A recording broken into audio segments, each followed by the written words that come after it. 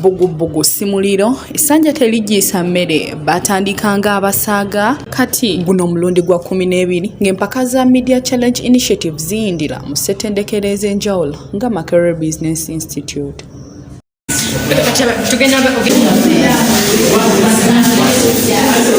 Media Challenge Initiative yatandika mu mwaka gwa 2012 n'ekiruubiriro ekyali eky'okusobozesa abayizi abasoma essomo ly'amawulire okuteeka mu nkola ebimu ku bibasomeseddwa oba olyawo n'okwefunira ku mirimu mwe bayinza okugyayo ekigulira amagala eddiba.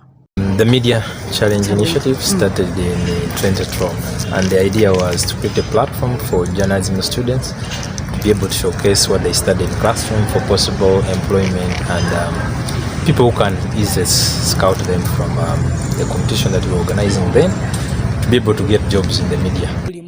Aba Media Challenge Initiative batuukirira ssettendekero ez'enjawulo ne bayisa abayizi mu nnaku 3 ez'okutendekebwa nga n'ekigendererwamu ekyo kwe kusunsulamu abanaakiikirira ssettendekero eyo mu mpaka eziyindira mu maka gaabwe agasangibwa e Kabalagala. Every year we have the aim, and our aim is specifically to make sure that we come to universities, train young people to acquire skills that they can use before even they leave campus. Skills that will help them tell stories, become better journalists even when they are still at the universities. So we do a 3 days training where we train students in mobile journalism reporting.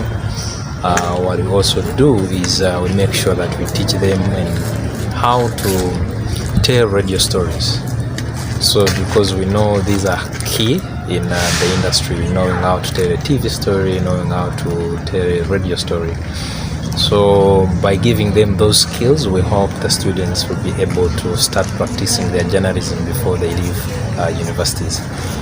Ng'oggyeko abayizi ababa beetabye mu mpaka zino okuganyulwamu ne ssettendekero gye baba bakiikiridde eganyulwamu bya nsusso okugeza ng'okufuna ettutumu. Competitions interest the institute is because if a student goes there, a student does not go on their own.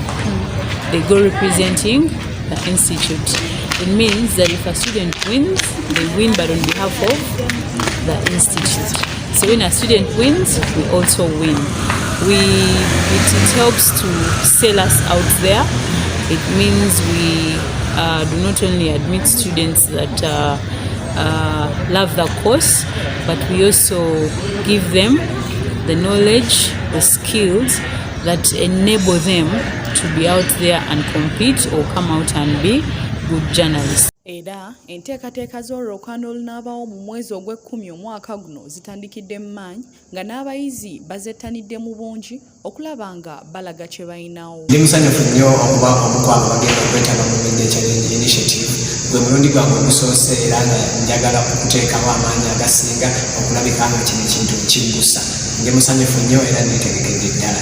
Nanti eyeesitukidde tanywa matabangufu n'abayizi bwe batyo buli omu yeetuukidde mu buntu okusobola okulaga buli omu kyalinawo olwo balyoke bawula abalenzi ku basajja. Sharifa Nakalansi, Kura Dominion TV, Simawolu. Shooting something,